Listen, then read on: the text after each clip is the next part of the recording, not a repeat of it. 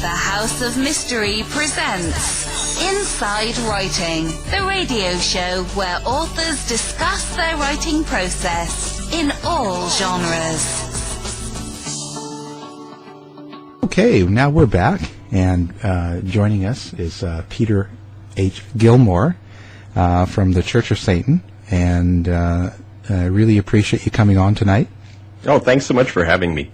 Oh, it's my pleasure. It's as I was saying to you earlier, I kind of heard you in an interview once, and it sort of really brought to attention a lot of things that I've heard about the church, and realized that it's not necessarily true. Like what you were saying was completely different. So I had to have you on because I know I have a lot of listeners, and I've heard a lot of the different points of view. And so I thought, let's go to the source and let's talk to you and find out what it's really about. Always the best approach. Yeah, go direct and find out, and then no beating around the bush. It's so let's start first of all with the church itself. So the Church of Satan. So what is that? I know that's a really big question, I guess, for Broth. But yeah, we have books on that. yeah, let's go over the book. No, let's. Yeah. I thought. Okay, well, let's. How about the basic? What's the fundamental of the church? Is it like? Yeah, I'll cover that. Essentially, Anton LaVey founded us in 1966, and his background was that of a showman. He was in carnivals and circuses, and he also did police photography, and he was usually shooting crime scenes, kind of like Ouija before him. And he got to see really the essential nature of man, which he saw as being a beast. Just like all the rest, but sometimes more vicious and worse than the ones that walk on all fours. And so he felt that humanity really had this wonderfully wide range of ability to be tragic and awful and criminal, to being heroic and creative and magnificent. And he really didn't find any philosophy that encapsulated mankind in a realistic way. So he looked to Satan as the symbol of mankind and its potential. And so he adopted that. So he created a philosophy called Satanism. And of course, Satan means adversary, opposer, and accuser in Hebrew. So he's standing up as the opposer and accuser to all of the spiritual religions of the world and saying, enough of that. This is not really germane to our species. We need something that's going to fit us.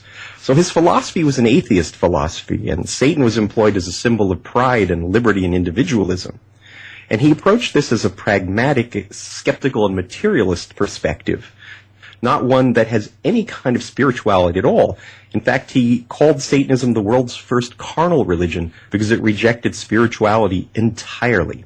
So there's no faith in Satanism, and there's no looking to other worlds. It's very much about being in the here and now, living fully. He felt that he needed to create a philosophy, too, that challenged the people who were in it to take responsibility for themselves. Each Satanist creates his own hierarchy of values, and that's quite a challenge for most people, because most people would rather have that handed to them from some guru of some sort, whether it be a spiritual guru or a political guru or whatever kind. A lot of people are directed in many ways by forces around them, but it's the rare individual who says, I'm going to take command of my own life and be the captain of my destiny and really take responsibility for my choices and my behaviors.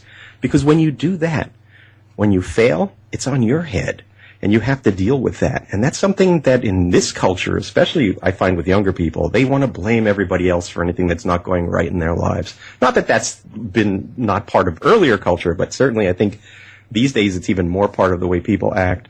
They just, it's everybody else's fault, not theirs. And Satanism stands against that. So it was a way of really creating a very grounded materialist approach. And but being open-minded too, because the whole point to understanding the world around us is using reason and science, but not closing our minds to potentials of really fascinating things, because there's all kinds of evidence out there, and especially when you look at things that we call paranormal, we would call them supernormal as Satanists, because they're part of the full existence that we have. They're not outside of it, but they're just perhaps more unusually experienced. So you guys, so you're pretty open to paranormal aspects, like ghosts or spirits or past lives and UFOs and all that? Well, we think you have to investigate all of that and really be very critical about the evidence being presented. And sadly, a lot of it doesn't hold up very well. There are some interesting things with ghosts that come up, and I think for me, what I've noticed that seems to be something that is consistent is that ghosts seem to play like a residue of something from somebody's life, but they're not a conscious survival of life. If people were really having regular interactions with ghosts and conversing with them, then I think the world would be a very different place.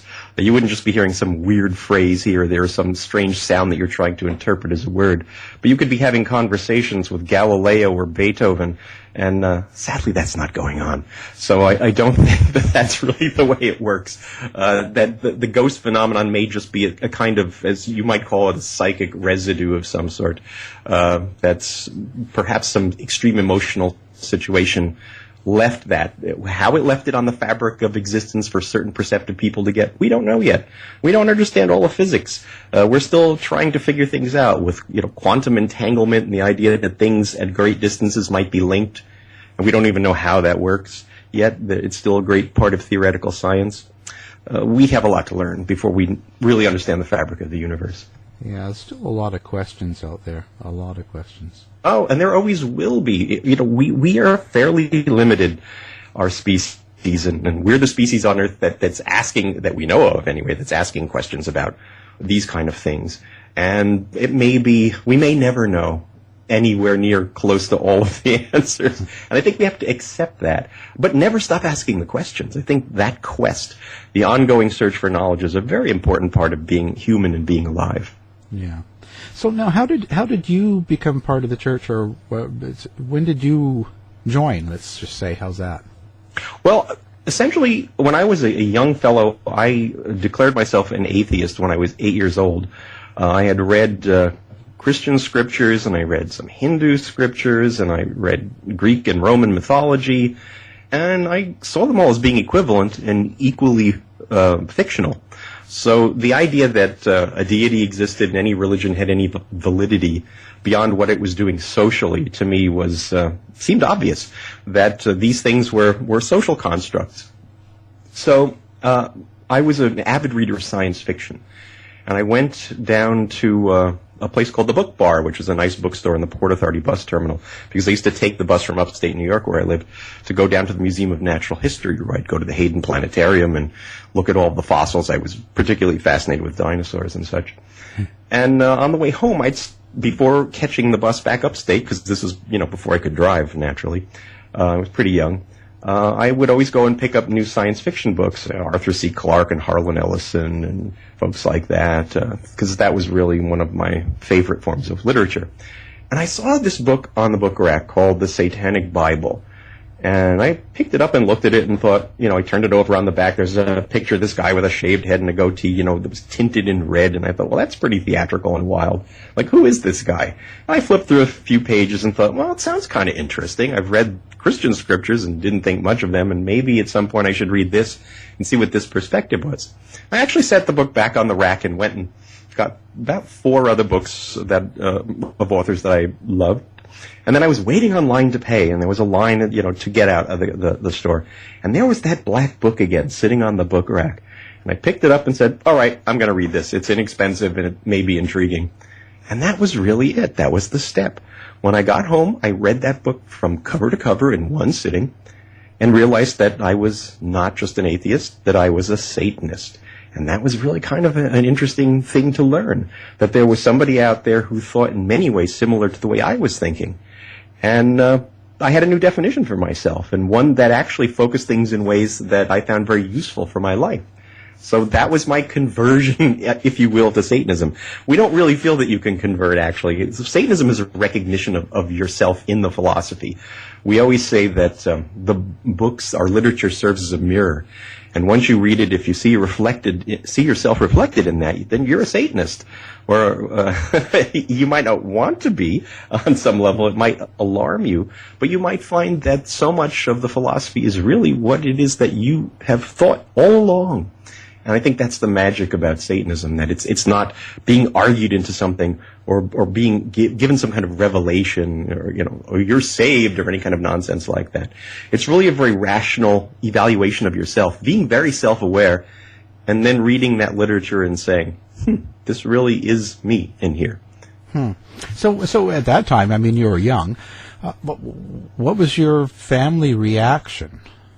Well, my family knew that I was pretty precocious. I was reading early and doing all kinds of things, again, running down to the city by myself at a young age to go to museums and such. That it didn't bother them. They weren't particularly religious. They were my mother was technically a Catholic, and I think my father converted from Episcopalianism to be that just so they could get married. But she wasn't any kind of a real religious person. My mother liked to play music, and she was a pretty carnal lady as it was. And my father was an entrepreneur. He was always starting different businesses, and religion had no part of that. So I didn't grow up with any kind of philosophy being imposed on me.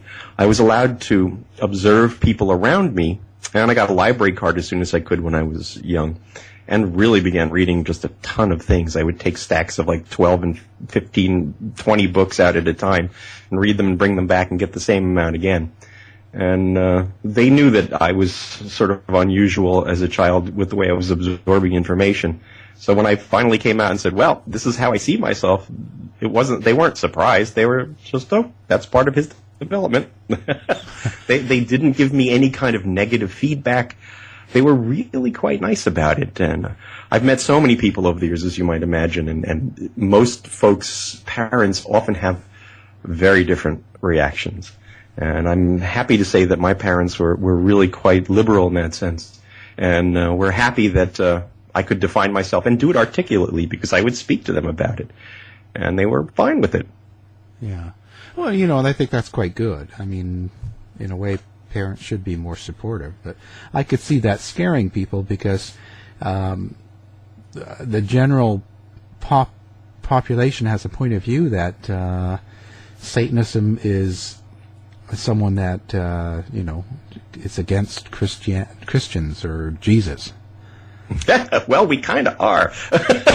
Well, yeah, but it's sort of. I mean, more in the aggressive point of view of Satan's trying to convert you, and you hate Jesus, and that sort of thing. The devil killed, that kind of. Yeah. I think that's the problem with most Christians is that since Christianity has spent thousands of years trying to oppose anybody else who didn't agree with them, they figure that anybody who doesn't agree with them is going to do the same to them. And not that they don't deserve it, but our philosophy is one of live and let live. And our approach is, as long as you have a point of view that's giving you a satisfactory way of handling your life, we feel more power to you. But don't try to impose it on us. And we find that, of course, today that many religions are trying to find ways of dealing with the government to impose their beliefs on people. We find in Middle Eastern nations, of course, they're linking up with all kinds of heavy-duty Islamic beliefs with Sharia laws and such that they want to impose on all of their citizens. And here we have plenty of laws that are still based on Christian concepts that really have no rational basis. And right now we have the great civil rights struggle for same-sex marriage going on, and really the opposition to it is solely based on religious ideas. And it obviously is something that should be swept away, any kind of opposition to that. But knowing how entrenched these things get, it's very difficult to do. Well, the whole idea of a free country is to have an exchange of ideas and beliefs, and everybody live kind of together, right? And well, it depends on what you mean by that. Well, it's sort of a theory. I mean, it's in the point of, because listen, I'm because I'm a gay man, personally, and I really don't care if someone likes it or not. Good. That's how it should be. But that's how we Satanists feel too. The whole point of freedom is that people are not free to not be offended. If what our beliefs are bother you, then that's your problem, and tough. That's what a free society is all about. You do what you like, other people are going to do what they like. As long as they're not forcing themselves on you in some way, then that's the consequence of living in a free society. Yeah, I agree with that totally. I think that's kind of how it should be. but it's not always that way. Well, most of the world and most of human history hasn't been that way. So I think that's kind of a remarkable thing about the late 20th century and moving into the 21st, that we're really getting to a point where we might have an equitable social contract that could, in time, work globally. That will be truly part of an evolution of human society. And that's something I think that we can look forward to helping evolve. Yeah, that would be a good thing. I mean, but it's, I think, definitely in our future, not so much right now. We're fighting we're in the trenches and on the barricades, and the revolution is going on. Fight the sweet way that well, and we do it, and that's, I think, the important thing, though, is that at a certain point, when you point out to people that it is simply a belief that is based in something that has nothing to do with anything real, anything that is part of existence, that's not part of an equitable, rational social contract, then if they can agree to say, okay, everybody's free to do what they want because, hey, you're marrying who you want to, that doesn't mean I'm going to be forced to marry somebody I don't want to, which seems to me obvious and self-evident, but dealing with some people is really like sometimes it's hard. Do you think that's just because of fear of the fear of maybe not having a religion? Well, I think there's a fear in people because they are really being determined, most of their values, by something outside of themselves. They aren't self-determined. And if they see the source of those values being eroded, in their opinion, then they feel that the rug is being pulled out from under them and that they have no security anymore. And that just, of course, shows to me that they really didn't have very firm beliefs in the first place. But that's where I think that is definitely coming from, in a social and psychological sense, that the framework of their understanding for the universe around them is one that is not so sturdy, and that alarms them and makes them terrified. Because they all want to believe, religions have spent so much time telling people their lives are just a transitory time, so if your life is crap, then don't worry about it. You do the right things, and you're going to go to heaven, and whatever that means too, because if you look in the texts of Christianity and such, heaven is a pretty boring place because it's all about praising God for eternity, which sounds like serving a megalomaniac, and I personally don't find that something I want to be looking forward to. And at least the Islamic folk feel you're going to have, virgins to have sex with or something. That's something, that's better for them probably than what they're getting. But that other alternative really sounds pretty awful. And that's what you're supposed to be hoping to achieve? Like, really? Of course, if you know anything about religions, there have been preachers that have tried to do things where they'd say, grab onto life. There was a guy named Reverend Ike who'd say, why have your pie by and by when you can have it right now with ice cream on top? And he was a Christian. And we're going, well, that's Satanism. Like, he found our philosophy and was trying to turn it into, throw Jesus in there somewhere. Well, sell it any way they can, right? Well, they do. And I think, that is a problem with things, because since God doesn't come down and actually talk to people, aside from the people in asylums who tell you that he does, or running other crazy, pretentious organizations. Again, people are very insecure mostly, and that they can doubt things leads to fear. And I think that's a change that Satanism offers, and a strength, in that we doubt everything. We question everything. We're skeptics. And that doesn't give us fear. It actually provides interest and stimulus for us. So that I think on a certain level that people who do always look towards some kind of outside authority figure to control their lives are a different kind of person than the people who look to themselves for their framework to live. I really think that it doesn't matter what culture you come from either, because you can really come from everywhere. People come from all over the world and become interested in Satanism because they feel alienated from this basic concept of having an authority tell you what to do and feeling comfortable with that. They've rankled under that kind of idea. And when they see Satanism, they say, wait a minute, that thing tells me that perspective says, be yourself and take responsibility for yourself. And they're not challenged. They're not frightened by that. And they're excited by that. But I think that's a rare kind of person. It's a sort of niche. And that's why I think Satanism will always be basically a niche philosophy for those sort of people. Yeah. It's going to be hard to change people that generations after generations that live in a certain religion. Or well, it is. It's very hard, especially when you look over the past where those religions have been linked with governmental states and therefore were free to impose their ideas on everybody under them. You know, when you look back at the Inquisition, when people were being burnt at the stake, first being tortured, and then, of course, their properties and you know, their lands and their beholdings, whatever they had was confiscated by the church. And, of course, you know, the right bribes are paid to the right governmental officials, and they are profiting on anybody they didn't like, condemning them with witchcraft, whether they actually were trying to practice anything that might be defined as sorcery or not. And that's a scary thing when a religion has that kind of hand-in-glove control over the populace with the governmental force. And it's all throughout human history, though, and it really doesn't matter what culture you look at. That's generally been the state of being for the human species. Yeah. Okay, well, we're going to stop for a break now, and when we come back, let's talk about the media. Okay, we're back now, and conversation's been really interesting. So we were talking about Satanism and the church. How do you think the public perception is? Like, I'm just as in media or Hollywood. What do you think of films? Well, there's been very little in the way of films that have actually defined Satanism in a way that's consistent with the reality of it. They're usually horror films, and there's some kind of crazy devil worship going on, where there's somebody going to be sacrificed to the Prince of Darkness or one of his assorted infernal minions. And they're meant to just frighten people, because Satan, of course, has always served as an easy boogeyman. Satan has been the best friend the church has ever had, as he's kept it in business all of these years. And that certainly is true for Hollywood as well.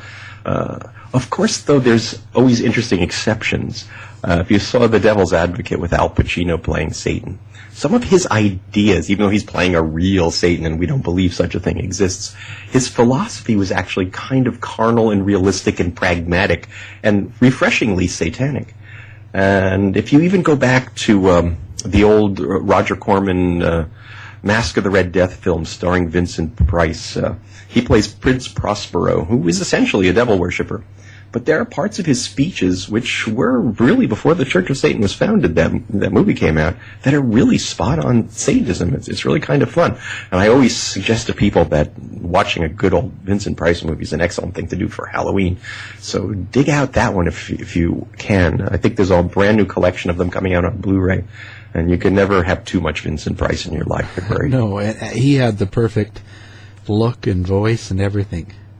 Oh yeah, he was a handsome devil and brilliant man and an excellent actor, a total diabolical exemplar for our kind of folks to follow. That's quite good. Is that the kind of movies you watch personally a lot, or what other things do you stick to that, or? Well, I'm actually a big Godzilla fan. And I really like giant monster movies, and horror movies, of course, are fun, vampire films and ghost films. The Haunting, the original one, is truly a brilliant movie, because it's set up in such a way that it could all be in the minds of the characters. Even though they're physical manifestations, they might be as poltergeist phenomenon that are generated by the people present, and nothing actually supernatural. There may not be any ghosts there at all. And that's what makes that film so wonderfully terrifying, is that it explores these fringes of reality and what could be going on. We at Wondery, creators of Dr. Death, Scamfluencers, and Over My Dead Body, go deeper into complex true crime stories to give you an inside look at the facts. And now we're launching the ultimate true crime fan destination, Exhibit C. It's truly criminal. Wondery's Exhibit C gives you the detective's lens of all of the evidence, taking you step by step through the twists and turns of each true crime case. Join the Exhibit C online community to access exclusive show merchandise, member-only content, and to hear directly from top criminal and social justice experts, witnesses, and investigators as they take us beyond the evidence and into the case file. Join now by following Wondery Exhibit C on Facebook, or find us on the web at WonderyExhibitC.com and listen to true crime podcasts on Wondery and Amazon Music. Exhibit C. It's truly criminal. On and that's just, and it's filmed so well, and the score is amazing.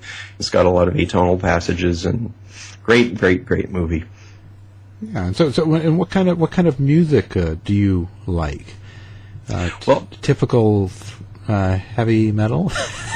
No, I had to throw that in. Come on. Yes, of course. Well, that's always fun because what happened, metal decided that the devil was going to be a staple of that genre, and it became widespread. And of course, there are Satanists who are metal musicians. King Diamond is quite open about his membership in the Church of Satan. But then there are different people like Mark Almond of Soft Cell, and he's a member too, as he's admitted. And I can't tell you people who aren't. We're very confidential about membership, but a number of our folks have been quite open about being members. Marilyn Manson too. He was definitely. I mean, he was given an honorary priesthood in our church, and he understands the philosophy quite well, even though the music that he does is his own. It's his own artwork and his own creation. It's not trying to present Satanism. It's just presenting his own artistic endeavors. But for me, I am a classically trained musician. I have a bachelor's and master's degrees in music composition from NYU. And the kind of music I listen to, really, I start with, say, Mozart and Beethoven, and go up to contemporary film composers and other contemporary orchestral music composers. John Corigliano is one of my favorites. He's really writing some fascinating stuff these days. But favorite composers would be Mahler, Bruckner, and Shostakovich. And in the film realm, Bernard Herrmann, John Williams, and Jerry Goldsmith are my three favorites. So it's all exciting orchestral music, and that's really the life's blood of my listening life. Yeah, Mozart was good. I that was one of my favorites. Anything in the pop radio rock category you like? I don't like any of that. It's too much junk food, right? Well, it never connected for me, and I'm probably one of the more unusual people in that respect, because almost everybody I know, even other musicians that have the same kind of training that I do, they always have some pop music that they like, and I never listen to it. I have no draw. It doesn't draw me. It doesn't give me the emotional resonance that satisfies. I'll listen to, say, a band like the Upper Crust now and again when I'm driving, because their songs are funny. Like, they basically do these rock songs, but they dress up as fops and wear powdered wigs, and all of the songs are these hilarious social commentaries about the aristocratic position, but delivered in this contemporary pop music sort of genre, and their stuff is funny. Is it something I listen to for music? No, it's something that I listen to for entertainment. I'm not attracted to anything pop music-wise. Now, Anton LaVey, who founded the Church of Satan, he too played and enjoyed classical music, but he was really interested in what they call nowadays the American Classic Songbook, the great songs and lyrics from, say, the 1920s through the 1940s and 50s. He really enjoyed the way that the Tin Pan Alley composers would take very poignant lyrics and combine them with melodies and harmonies that were very effective in communicating the emotional content of the words. And he had vast amounts of them memorized and could play them free with the keyboards, and he would sort of speak along, his sort of Sprechstimme, he was going, he wasn't really a singer, but he would, he's done recordings of that kind of thing. And he'd do a very sort of like a band kind of thing that you'd find in a dive bar where the cigarettes being smoked and the half-empty scotch glasses there, and maybe there's some lipstick on the edge of it, and the lights are low and people are sort of trying to feel each other out for wherever the night is going to go, and that kind of atmosphere is something he liked to capture. And he would do that when you'd visit him. He had a huge bank of synthesizers he had programmed to imitate these different sorts of cheesy bands, and he would play all the different keyboards, and since he was an organist, he could also play foot pedals. So he would recreate this, and he'd love if you'd sing along with him, different things. So. Interesting. So now, I was going to say that, so in all, Hollywood's not really a positive thing for the Church of Satan, or Well, most Hollywood films are really just meant to frighten people when they bring Satanism up. We'd really love to see something where a Satanist was an actual character and was the skeptical, intelligent person who maybe solved a situation, who kept, clear-headed and was somebody that you went to, maybe not the hero, because that might be way too much for the general audience to accept, although, who knows, maybe that'll happen before I pass away. Super Satan. Yeah. Well, there's certainly, when you watch these contemporary superhero films, Loki is, the devil in the Norse mythology, and he certainly is getting lots of love from the audience. And you'd have to say that in the Avengers, Tony Stark, he is a total Satanist in philosophy and the way he behaves. So, I think we've got some, they're not explicitly Satanists, but we've got some very satanic people out there in films that are quite popular right now. And so how do you like the way the media portrays it? Because for me, every time I've heard in the past, it's always some sort of, some sort of serial killer or some sort of something that's pretty bad, and they're always sort of saying, well, it was a devil worshiper or a Satanist, and Well, that's been an issue for us. Back during the 80s and 90s, there was something called the Satanic Panic. And at that time, what was happening were Christian evangelists decided that a way of getting people under their control was to tell the world that they had been former members of evil cults that literally were in communication with the devil himself. And that they were all high priests and high priestesses. And these would be people with an IQ of about 76 sometimes talking. So you'd think, well, Satan's got pretty low standards where that's concerned. The idea was that from kids spraying graffitied pentagrams under, highway overpasses up to generals of leading armies and corporate heads, everybody was tied together in this grand conspiracy ruled by Satan himself from the underworld to subvert Christianity and the word of Jesus. And newscasters, particularly Geraldo Rivera, ran with that. They found it a great way of entertaining people and getting attention, and they promoted these people saying this nonsensical garbage. And I spent a lot of time on shows with these folks, debunking them. And the FBI naturally spent time researching this because all of it was alleged criminal behavior, and they don't take that lying down. So when they looked into it, they really found no evidence of any of it. What was sad, though, is that we found that kind of journalism actually got people to imitate the sort of villainous portrayal that they were making. And we would call these people Geraldo Satanists, where a bunch of kids would take drugs, they'd put a pentagram on a tree, and then they'd go out and decide to sacrifice a cat or something because they thought, hey, I'm being a Satanist, and this is cool, and I'm evil, and I'm rebellious. And frankly, that was not a good thing. Where do you think they get the idea to do something like that? Just, just to actually go and sacrifice a cat or a goat or something, right? Yeah, well, it was every day if you're watching these talk shows, people were telling you, oh, this is going on. There's Satanists out there with portable crematoria, and that women are breeding babies for Satan that are being sacrificed. We had that McMartin trial, which was, I still think it's now the most expensive trial in all of American jurisprudence. And that was all about child abuse and sacrifice at a daycare center, and none of it was true. It went on for years, it ruined people's lives, it cost millions of dollars, and it was all nonsense. And this kind of hysteria is something that seems to grip the public easily. And when you have folks who are basically have a P.T. Barnum attitude of whatever the show is, it can make us a few nickels, let's run with it. When so-called journalism is putting on that kind of dog and pony show.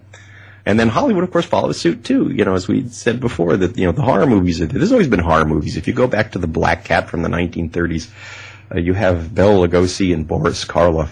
And Boris Karloff is the brilliant architect of an ultra-modern building, and he's the high priest of a satanic cult. But of course, when you see, he's brilliant, he's a genius, and the people following him are all dressed in tuxedos, and women in beautiful evening gowns, and their whole ritual chamber is futuristic with strange angles and pylons and very Art Deco. even then they were trying to deal with Satanism as something scary and frightening, because Karloff was murdering the women that he was in love with and preserving them in glass cases because he didn't want to lose their beauty. So they made him essentially a form of serial killer to frighten people. But when you look at it, though, even at that point of view, like, the Satanists were people of wealth, power, and intelligence. And clearly folks who were they weren't peasants, I'll put it that way. That myth has been there for a long time. Yeah. And, and journalism's gone all, excuse the pun, gone to hell, right? I mean, it really has. Journalism's now just, for the most part, entertainment. Oh, it's utterly entertainment. But the worst part of contemporary journalism is nobody does any research. You could issue a press release that said a giant spaceship landed in Cameroon and, elephant-like aliens came out and waved, and then invited Jesus down for tea. And people would say they just report it. They just repeat it. They wouldn't in any way examine that there was some factuality to this. And there are plenty of folks who take advantage of that naturally. Why wouldn't they? It's an easy way to get attention, and if you can get attention, you can probably get money off of people.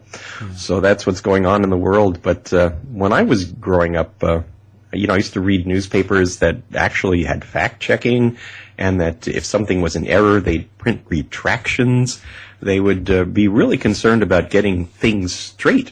And, when they had opinions about things, those were in editorials.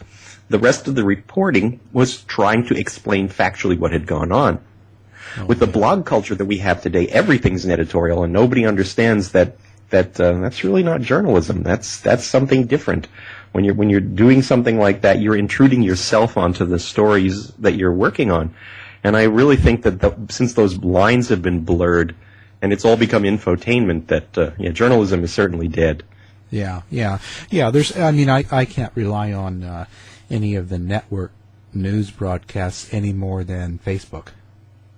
No. Well, you know what I mean, because you see things on Facebook about things happening. This Martian landed, or somebody died or something, and it's just the same as watching a network. It's it's whoever's the prettiest, and yeah. Well, again, our culture is set up to worship celebrities and stars, and you have these vapid, pretty people who have nothing of importance to say, and everybody's following them around, wondering what they're doing. And I have to look at that and ask why. Like, most of them are not doing anything of value. At least when you had some actors were doing excellent portrayals, you might say that's interesting, but do you care what they think about anything else? I don't think so. I'd be interested in seeing them act a good role in a movie, but I really don't care what they think about anything else. Yeah, if I wanted another person.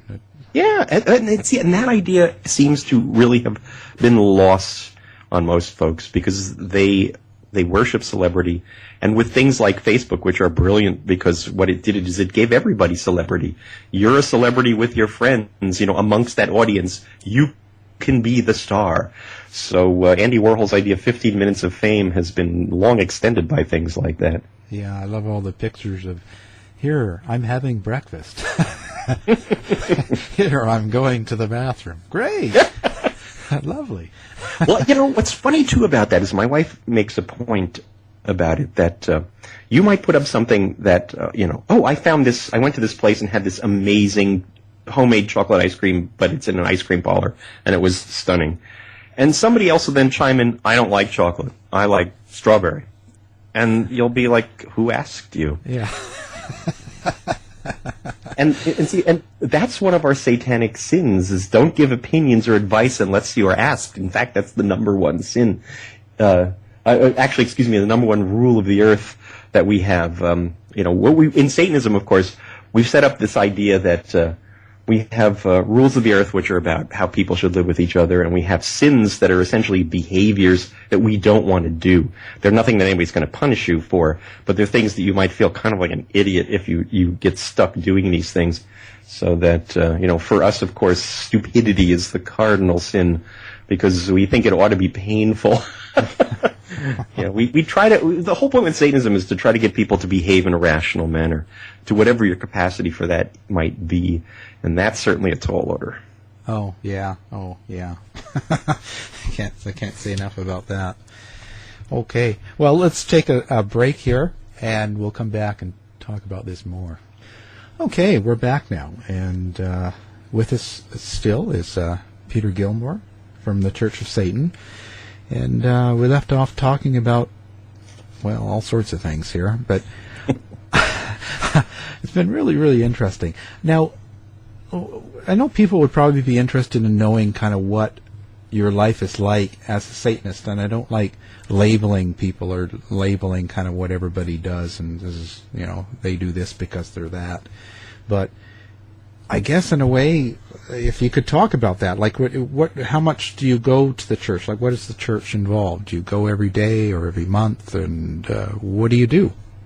Well, most interestingly, the Church of Satan is a concept. It's an idea. It's the people in it. It's not a building. We don't gather for meetings or services. Essentially, it's the Church of Satan are people who share the philosophy of Satanism. And since the basic idea to our philosophy is individualism, everybody determines their own personal values and tastes and pursues them. Satanists might deal with each other if they can meet each other by knowing that they're Satanists, but they really only interact on a deeper level if they share other things beyond Satanism. Because Satanism is, again, just a tool for getting the most out of your life rather than a devotion. There's no worship in Satanism. There's no faith in Satanism. We do have ritual, but ritual is basically a form of psychology that we employ. Lesser magic is something that is a form of magic, which is manipulation of people around you. It's learning how to be charming, learning how to be glamorous, speaking to people so that they will do things that you would like them to do. It's old school charm, which so many people seem to have lost these days because they simply think that because they exist, everything should be theirs, which I think older folks like us find a little tedious. But our greater magic is which is ritual magic, is the idea of having an emotional decompression chamber. It's an intellectual decompression chamber, as Anton LaVey called it specifically. The idea was to set up a framework of ritual where you express emotions and release them that are hindering you from pursuing your regular pursuits. And by getting that out of your system, it's a form of self-therapy. It's very cathartic. You could call it self-transformational psychodrama if you want to use fancy words. But essentially, it's a way of really making yourself feel better. You can deal with grief or lust or anger, all of these things, any kind of emotion that you have, but one that's become obsessive in your life, and the idea is to let it go. And then you can go out and do things that you want. And ritual is a dramatic format, and it's very personal because you're dealing with these deep emotions. It's not a worship service. It's not, hey, you get a whole bunch of people together and they pray and jump up and down and all that kind of stuff. LaVey gave a basic format for ritual in the Satanic Bible and the Satanic rituals. And that can be altered at will because, again, ritual is meant to be something that's personally affecting. So it's not something that we need to have other people for. Ritual can be solely something you do yourself. And it can all be done in your mind, too, in your imagination. It doesn't need ritual tools like candles and bells and all that kind of stuff, which is fun. It's theatrical, and I think a lot of people enjoy being the center of attention in ritual. That's a clever aspect of our satanic ritual. You can always be the celebrant in your own ritual. So you run the show, and you don't have an audience in ritual. When you go to a lot of worship services for spiritual religions, there's some kind of priest of some sort, and he's interceding with the supernatural entity that the folks believe in. And the congregation is generally just repeating things and standing up and sitting down and praying and doing all that kind of stuff. But in many instances, it's not something that they are really participating in a way that's significant emotionally. Some of them are. I mean, it all depends on what you get out of that kind of rite. I know I had just attended an old school Catholic funeral just a few days ago, and it was done in a church in Jersey, and it was definitely the old kind of church with the spooky statues and the stained glass, and it had a nice organ and all of that. And the priest was actually a good fellow in that he was kind of putting satanic ideas into the way you would think about someone who's deceased. Because often the Christians are always, oh, they're better off, they're with God, it's so much better. But he kept emphasizing the idea of remembering the person who had passed away. And that's something that's essential to us. In the Satanic Funeral, which I wrote in my book, The Satanic Scriptures, the whole point of that is remembering what the deceased did for you in your life, how you interacted with them, how they enriched you. And the whole process of the funeral rite is for people to come forward and talk about that if they feel free to share that kind of thing. If it's too much of an intimacy, they can keep it to themselves. But we think that there is no afterlife in Satanism. We really don't believe in such things. And that you only live on in the memories of others or by anything that you left, that you created during your life. Okay, so you don't really follow an afterlife. Like when you die, it's over. Yep, that's it, which is why life is so damn precious to us. Don't waste a minute because you're not getting that minute back. You can't tell when you're going to go. And for us, we try to live life as it's going to be like a lovely party that you don't want to leave. So really, don't waste your time. Like, don't defer things that you want to do. Most religions tell people that the good stuff is happening after death. As what Monty Python said, do you get afterlife mints? And we don't think that you're going to get any afterlife mints. Go out and buy some, nice truffles right now and enjoy them. Just one more mint. So then, no afterlife, nothing. So no reincarnation, nothing like that. No, we don't think that's. We think there's no evidence of that, and that it's just people living pipe dreams. I think all those ideas were invented by folks who wanted to control people who basically. You've been listening to the House of Mystery radio show. To find out more about our guests, hosts, or shows, go to www.houseofmystery.com. Show's over for now. Was it as good for you as it was for me? Well, good night. This has been a production of Something Weird Media. I'll be back.